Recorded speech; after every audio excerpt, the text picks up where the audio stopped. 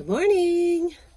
All right, so we're on day 3 of our Courage Over Fear study, and we are looking at Hebrews 13:5 today, which says, "Keep your lives free from the love of money and be content with what you have, because God has said, 'Never will I leave you, never will I forsake you.'"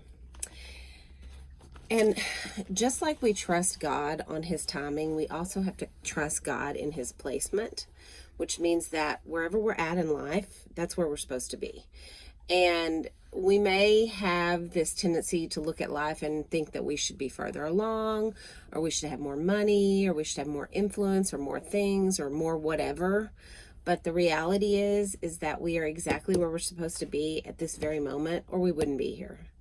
God put us here for a reason, and he's going to use us in a huge way for his story. And we have to be content with where he's put us.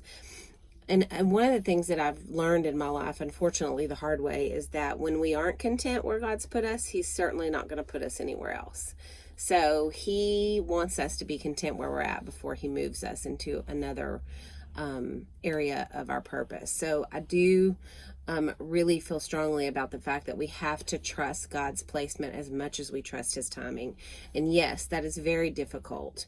But the truth is that he knows the big picture, and I say this all the time. We don't see the whole picture. He does. And so we have to truly trust that. It's really hard.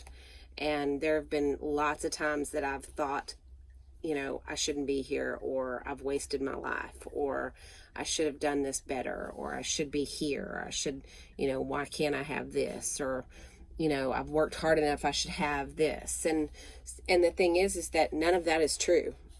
I should only have and be what God decides. And the same goes for all of us. We have to allow him to decide our placement and to decide our timing. So I hope this encourages you guys today. I want to challenge you to not be so harsh on yourself, and give yourself some grace and realize that you are right where you're supposed to be. I love y'all.